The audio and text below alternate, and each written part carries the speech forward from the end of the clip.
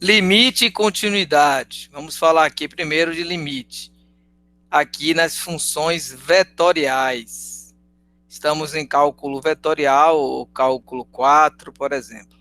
Então, limite da função vetorial, olha aqui a setinha indicando que é vetorial, f em t é igual a, olha que esse a tem uma setinha em cima. Então, o limite de uma função vetorial é um vetor para t tendendo aqui a um determinado valor, T1. Ou seja, o limite de um vetor f de t, quando t se aproxima de T1, é definido por...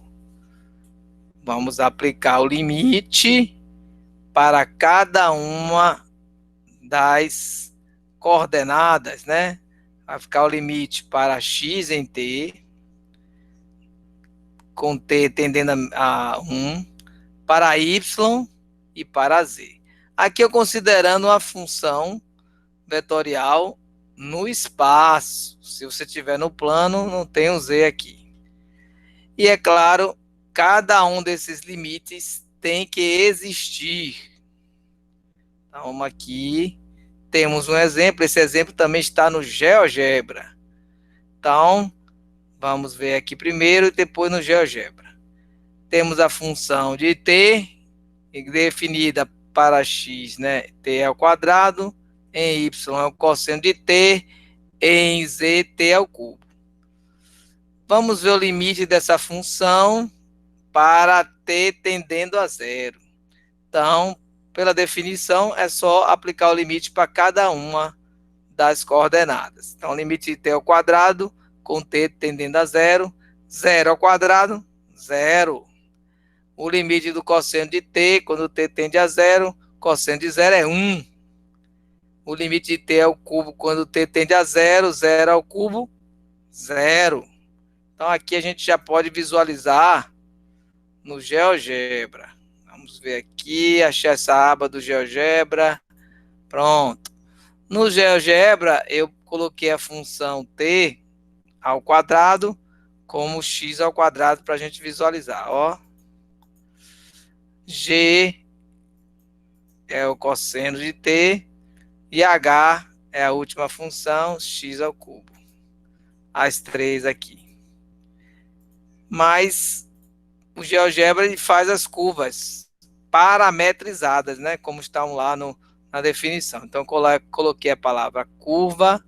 Aqui esse GeoGebra é o Classic, está em inglês, mas você pode trabalhar em português. Coloca a função f, aqui no caso, em t, ó, o parâmetro é t, a função g em t, h em t, coloquei a variável t e coloquei uma faixa aqui de menos 10 a 10. Você pode botar uma faixa maior se quiser. Bom, agora aqui eu vou puxar o gráfico um pouquinho mais para cá. E, inclusive, vou colocar o plano aqui para vocês verem a função parametrizada. Observe essa parte pontilhada, é porque está abaixo do plano. Essa é a curva parametrizada com essas funções. Para achar o limite, eu vou fazer o limite de cada um. Então, é só escrever limite da função. Aqui eu vou mostrar esse aqui. Acho que não vai ser necessário, não. O limite da função quando a função tende a zero. Então, aqui você deu zero, que é a função x ao quadrado. A outra, g, que é o cosseno, quando t tende a zero, é 1. E o limite aqui, para h, que é t ao cubo, ou x ao cubo, para zero, dá zero. Então, isso aqui gerou o vetor BCD. Tá bom? Aqui, ó. BCD, ele gerou esse vetor aqui. Vamos apagar aqui para vocês verem de novo. Colocar aqui a letra V. E vou colocar igual. E vou colocar B, C e D. Pronto, olha aqui. Olha que apareceu aqui no meio da tela a solução desses limites. é um vetor. Vou botar aqui com uma cor diferente. Pronto. Esse vetor, vou dar um zoom, ó. Ele está aqui no espaço também, indicado aqui. Olha aqui.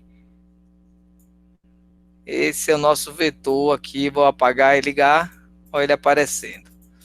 Então, o limite, né, de cada uma das funções, depois eu junto elas todas e ela vai me dar um vetor, porque eu estou trabalhando aqui com função vetorial. Então, o limite vai ser um vetor. Fiz o limite de cada uma dessas funções. Se alguém esqueceu como é que é o comando de limite, você bota limite e aí aparece a função. No caso aqui, eu vou repetir essa última H, só para quem tem dúvida. E aqui é 0. Aí ele me deu a resposta desse limite é 0. Eu posso mudar aqui a função também, ó, a função f, também dá 0. Mas a função g, nós vimos que deu 1. Bom, se eu quiser ver melhor esse vetor, gente, eu posso apagar aqui o plano. Olha ele lá, ó. Eu posso também aumentar um pouquinho aqui o zoom. Né? Olha aqui o vetor, olha de cima. Esse é o vetor indicando que nesse ponto existe o limite. E esse limite é esse vetor aí, ó. 0, 1 e 0. Ele está no eixo Y. Esse verde aqui é o eixo Y. Inclusive dá para ver claramente aqui nessa tela central que é o plano. Dá para ver que é o eixo Y. Apagar e ligar, ó. Se eu quiser tirar os eixos, vai aparecer só o vetor, tá vendo? Bom, vamos ver mais um exemplo agora no Paint. O Paint eu tenho uma questão para a gente fazer aqui, que é encontrar esse limite aqui. Olha aí, a função está aqui. Nós vamos encontrar o limite. Nesse caso, escrevendo aqui, limite de t tendendo a 2 dessa função vetorial. Não pode esquecer a seta. Sem a seta é uma função real. No entanto, aqui é uma função vetorial. Então, aqui é só aplicar o limite em cada uma das funções. Então, limite para t, quando t tende a 2. O limite para o cosseno de t, quando t tende a 2. Falando um pouquinho diferente, o limite quando t tende a 2 da função aqui racional, 8 menos t ao cubo, 4 menos t ao quadrado. Beleza, vamos agora aplicar esse limite. Seguindo aqui, nós temos que esse primeiro, o limite de t, quando t tende a 2, é 2, não tem problema nenhum. O segundo, cosseno de t é o cosseno de 2, tudo numérico. Eu posso deixar indicado aqui o cosseno de 2. Depois, se quiser usar a calculadora, calcula o cosseno de 2. E esse último, que já está no z,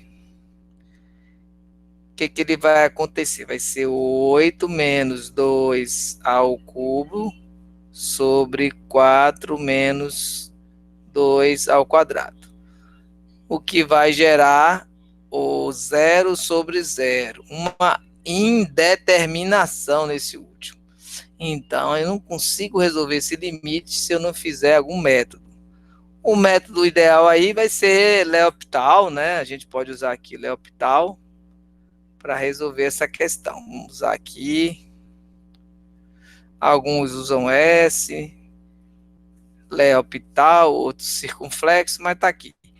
Vamos usar então o que? Derivar cada um deles, né? numerador e denominador. Quando eu derivo aqui essa função, essa última, né? Quando eu derivo ela, eu vou ter, vamos ver aqui, derivada de 8, 0, menos 3t ao quadrado, que é a derivada de t ao cubo.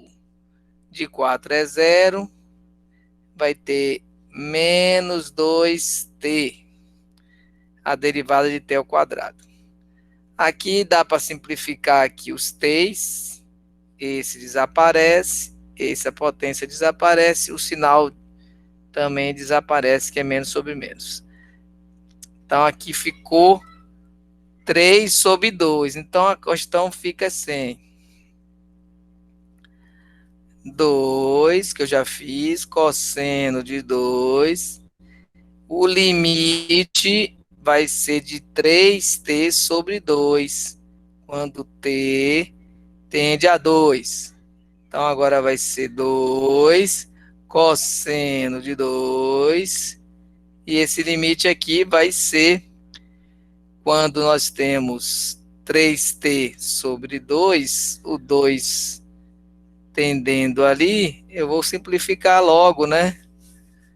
Vai ser exatamente 2 cosseno de 2 e 3. Então, aqui, você sabe que isso aqui é um vetor. É um vetor. Cada número desse é um número real, né? Foi possível resolver o limite? Resolvemos o limite. Então, existe um limite aí. Ok? Se não tivesse como resolver o limite, não haveria o limite nessa questão e possivelmente essa função nesse ponto, ela seria descontínua. Então, seria isso a nossa explicação por agora.